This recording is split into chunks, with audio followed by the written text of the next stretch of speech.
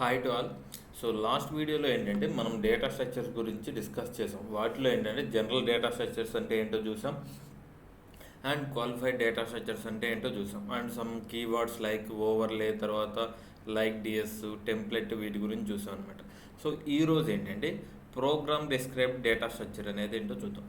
So program described data structure అంటే ఏంటంటే it will describe about the program. So సింపుల్గా ఈ నేమే చెప్తుంది అన్నమాట.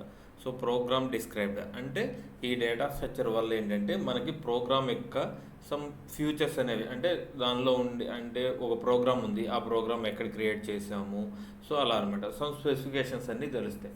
సో ఈ డేటా స్ట్రక్చర్ అనేది ప్రీ డిఫైన్డ్ డేటా స్ట్రక్చర్ అనమాట. సో ప్రీ డిఫైన్డ్ అని ఎందుకు అంటున్నానంటే, సో మనం కనుక చూస్తే ఒక ప్రోగ్రామ్ స్టేటస్ డేటా స్ట్రక్చర్ అనేది, సో దానిలో ఏంటి సమ్ ఫీల్డ్స్ అనేవి ఉంటాయి. ఆ ఫీల్డ్స్కి సమ్ లెంత్ అనేది బై డిఫాల్ట్ ఉంటుంది. సో దాని టోటల్ లెంత్ ఎంత ఉంటుంది అంటే చూసుకోండి, 287 ఇలా ఉంటుంది అన్నమాట program describe data structure. So చూడండి, ప్రోగ్రామ్ నేమ్. సో ఈ డేటా స్ట్రక్చర్ వల్ల మనకి ఏమేమి వస్తాయి అంటే ప్రోగ్రామ్ నేమ్ వస్తుంది, ప్రోగ్రామ్ స్టేటస్ వస్తుంది, program previous status, program source statement, so ఇలా అన్నమాట డిఫరెంట్ ఫీల్డ్స్ వస్తాయి. సో ఇప్పుడు మనం ఏంటంటే ఈ program status data structure use చేసి ఒక ప్రోగ్రామ్ యొక్క ఇన్ఫర్మేషన్ అనేది తెలుసుకోవచ్చు. సో మెయిన్ యూజేజ్ అయితే ఇదనమాట. సో ఇది ప్రీ డిఫైన్డ్. సో దీన్ని యూజ్ చేసి ఎలా చేస్తాం ఏంటి అనేది ఇప్పుడు చూద్దాం అనమాట. సో దానికోసం ఆల్రెడీ నేను ఒక ప్రోగ్రామ్ అనేది క్రియేట్ చేశాను. So before going to our main course, please subscribe to my channel. So రోజు చెప్తూనే ఉంటాను, బట్ ఈరోజు చెప్తున్నాను. సో ఎప్పుడైనా కానీ మనం వర్క్ చేసేటప్పుడు ఫస్ట్ ఆఫ్ ఆల్ మనం లైబ్రరీ లిస్ట్ అనేది చెక్ చేసుకోవాలి. సో చెక్ చేసుకుని మన లైబ్రరీ అనేది టాప్లో ఉండేటట్టు చూడాలి. సో ఇప్పుడు ఏంటంటే నేను ఆల్రెడీ దీనికోసం రాశాను PG10 ఐ థింక్. సో ఇది so program describe data structure. So మనకి డేటా స్ట్రక్చర్ అంటే ఏం చూసాం నిన్న వరకు. సో జస్ట్ ఒక నేమ్ అనేది ఇస్తాము, దాన్ని డిఎస్ డేటా స్ట్రక్చర్ కాబట్టి డిఎస్ అనేది డిఫైన్ చేస్తాం. సో అదే క్వాలిఫైడ్ అయితే కీవర్డ్స్లో క్వాలిఫైడ్ అని ఇస్తాం. సో ప్రోగ్రామ్ స్టేటస్కి వచ్చేసరికి ఏంటంటే జస్ట్ ఒక ఎక్స్ట్రా థింగ్ అనేది ఉంటుంది. సో దీన్ని కూడా కావాలంటే క్వాలిఫైడ్ డేటా స్ట్రక్చర్గా యూజ్ చేసుకోవచ్చు, బట్ మనకు అది అవసరం లేదు. సో స్టేటస్కి వచ్చేసరికి మనకి చేంజ్ అయ్యేది ఏంటంటే ఇక్కడ ఎస్ వస్తుంది అనమాట. ఎస్ అంటే రిమైనింగ్ డేటా స్ట్రక్చర్కి అయితే బ్లాంక్ ఇస్తాం, బట్ ప్రోగ్రామ్ స్టేటస్కి వచ్చేసరికి ఎస్ ఇస్తాం.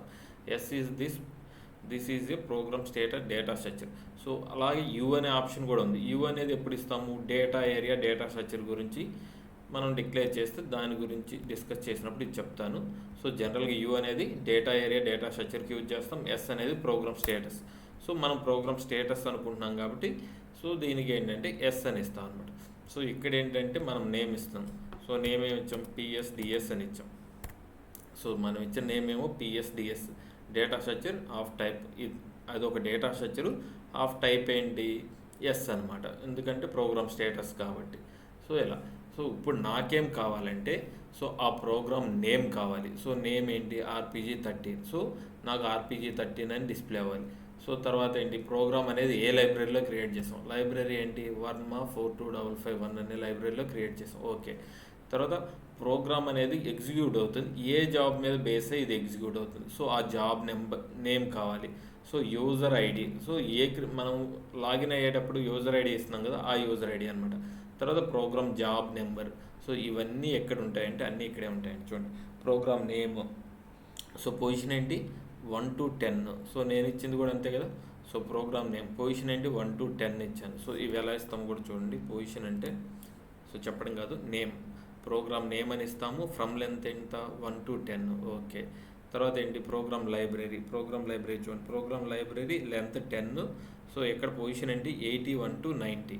సో ఫ్రీ ఫార్మాట్లో వాడేటప్పుడు ఇవి వాడతామండి, లెంత్ ఇవన్నీ డిఫైన్ చేసేటప్పుడు అప్పుడు చేస్తాం. బట్ ఫిక్స్డ్ ఫార్మాట్లో వచ్చేసరికి పొజిషన్స్ ఎలాగిస్తాం అనమాట.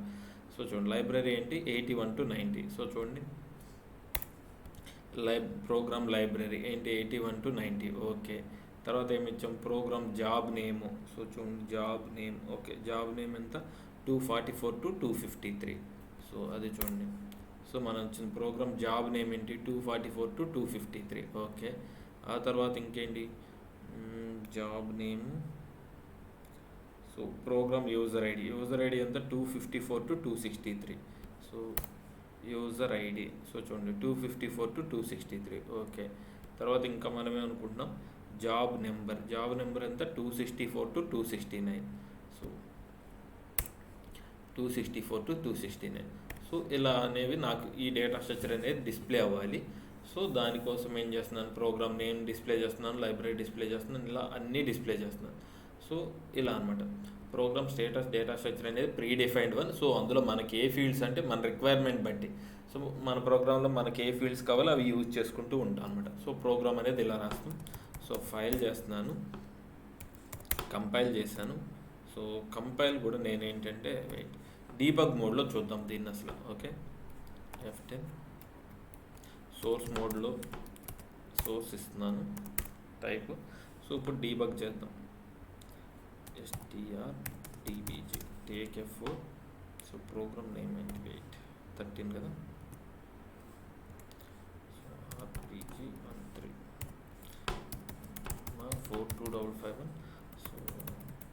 సో ఇవి రెండు ఎస్ ఇస్తాం. డీబగ్ చేసేటప్పుడు చూసుకోండి, ఎవరికైనా డౌట్స్ ఉంటే మీరు కామెంట్ సెక్షన్లో పిన్ చేయండి. So wait for 2 minutes.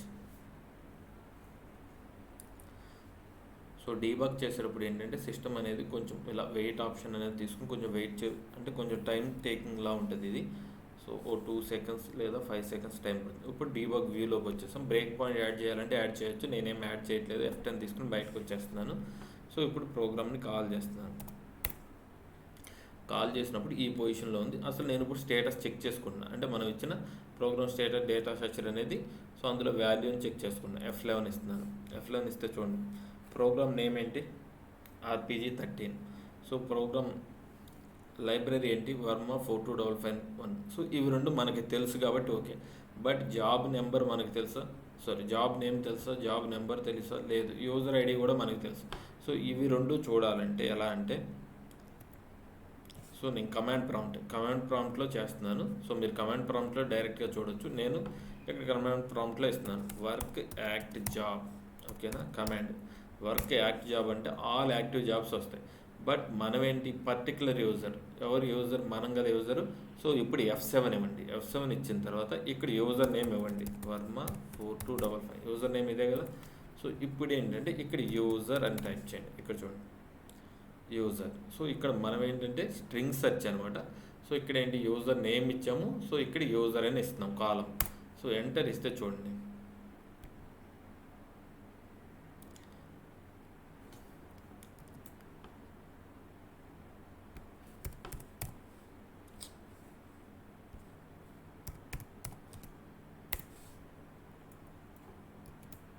So note ప్యాడ్లో ఇది job name. So user ID, job number చూడండి ఇక్కడ సబ్ సిస్టమ్ జాబ్. ఓకేనా, జాబ్ నేమ్ ఇది, యూజర్ నేమ్ ఇది. సో ఇది నెంబర్, జాబ్ నెంబర్ అనమాట. సో ఇప్పుడు ఏంటంటే F12 తీసుకుని బ్యాక్ వస్తున్నాను. సో ఇప్పుడు ఇక్కడ చెక్ చేయండి, జాబ్ నెంబర్ ఎంత, కాపీ చేద్దాం. సో చూడండి జాబ్ నెంబర్ ఎంత, QPAD. So QPAD 173927. So job name same. So user same. Job number ఎంత, 45230. సో మనం ఇచ్చిన ఇన్ఫర్మేషన్ అనేది, అంటే మనకు వస్తున్న ఇన్ఫర్మేషన్ అనేది పర్ఫెక్ట్గానే వస్తుంది కదా. ఓకే, ఇప్పుడు మనం డీబగ్లో చేయాలంటే సో చూడండి స్టెప్ బై స్టెప్ ఎగ్జిక్యూట్ చేస్తున్నాను. సో ప్రోగ్రామ్ నేమ్ ఏంటి, rpg13. సో అదే వస్తుంది. లైబ్రరీ కూడా సేమ్ అదే వస్తుంది. సో తర్వాత ప్రోగ్రామ్ జాబ్ నేము అదే వస్తుంది. యూజర్ ఐడి పర్ఫెక్ట్గా వస్తుంది. సో మనం చెక్ చేస్తే అన్ని వాల్యూస్ అనేవి కరెక్ట్గానే వస్తున్నాయి. కావాలంటే మనం అది డీబగ్ మోడ్లో చెక్ చేసుకోవచ్చు. సో జాబ్ నెంబర్ అవి ఎలా చూడాలంటే మీకు చెప్పాను. సో అన్ని వాల్యూస్ అనేవి పర్ఫెక్ట్గా వస్తుంది. So program status data structure వల్ల ఏంటంటే మనకి ఏంటంటే ప్రోగ్రామ్ యొక్క ఇన్ఫర్మేషన్ వస్తుంది అనమాట.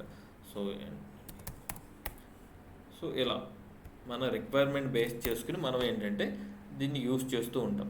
సో ఈ ప్రోగ్రామ్ స్టేటస్ డేటా స్ట్రక్చర్ అనేది మనం ఎక్కువగా ఎక్కడ వాడతామంటే స్క్రీన్స్ వాడేటప్పుడు వాడతాం అనమాట. స్క్రీన్స్లో మనకేంటంటే కొన్నిసార్లు టాప్లో ప్రోగ్రామ్ నేమ్ అనేది డిస్ప్లే చేయాల్సి వస్తుంది. అలాంటప్పుడు మనం ఇది వాడతాం. సో ఇక్కడ ప్రోగ్రామ్ నేమ్ అనేది మనం లెంత్ 1 to 10 అని ఇచ్చాం. ఇలా కాకుండా మనకు ఇంకో షార్ట్ కట్ కూడా ఉంటుంది అనమాట. సో ఇది మోడ్లో లేదా క్లిక్ F4. సో ఇక్కడ ఏంటంటే ఫ్రమ్ లెంత్లో సింపుల్గా ప్రాక్, ఓకేనా, ప్రాక్ అని ఇస్తే so from length to length ఇంకా అవసరం లేదు, జస్ట్ ఇలా ఇస్తే సరిపోతుంది అనమాట. సో ఫైల్ చేయండి, ఫైల్ కంపైల్ చేస్తాను, కాల్ చేస్తున్నాను. చూడండి ఇప్పుడు కూడా మనకి ప్రోగ్రామ్ నేమ్ సేమ్ వస్తుంది. Even from length to length ఇచ్చినా వస్తుంది, లేదంటే ఇలా ఇచ్చినా వస్తుంది అన్నమాట. సో ఏంటంటే దీనికి ఆప్షన్ ఇలా ఎందుకు వర్క్ అవుతుందంటే మీరు ఈవెన్ చెక్ చేసుకుంటే ఇక్కడ కూడా చూడండి, from length 1 to 10 or alternate location. So alternate ఏంటంటే స్టార్ ప్రాక్ ఇచ్చిన వస్తుంది అన్నమాట. సో అలాగే డిఫరెంట్ కొన్ని ఆప్షన్స్ ఉంటుంది. పారామీటర్స్, సో ఈ పారామీటర్స్ అనేది చూడండి, ప్రోగ్రామ్ నెంబర్ ఆఫ్ పారామీటర్స్. మనం ఏంటి ప్రోగ్రామ్లో ఏమైనా పారామీటర్ పాస్ చేసినప్పుడు అవి చూడాలనుకుంటే ఎలా ఇవ్వచ్చు, ఏంటి 37 to 39 ఇచ్చినా ఓకే, లేదంటే స్టార్ ప్యారమ్స్ అని ఇచ్చినా ఓకే. సో అలా అనమాట. కొన్ని షార్ట్ కట్స్ కూడా ఉంటాయి, డైరెక్ట్గా మనం అవి డిఫైన్ చేసుకోవచ్చు, లేదంటే లెంత్ అయినా డిఫైన్ చేయొచ్చు. So program status data structure వచ్చేసరికి మనం ఒక ప్రోగ్రామ్ యొక్క ఇన్ఫర్మేషన్, కంప్లీట్ ఇన్ఫర్మేషన్ అనేది మనం ఇందులో చూడవచ్చు అనమాట. సో ఇది program status data structure. So ఇందులో ఏమైనా డౌట్స్ ఉంటే మీరు కామెంట్ సెక్షన్లో కామెంట్ చేసి యూ కెన్ ఆస్క్ అనమాట. So thank you.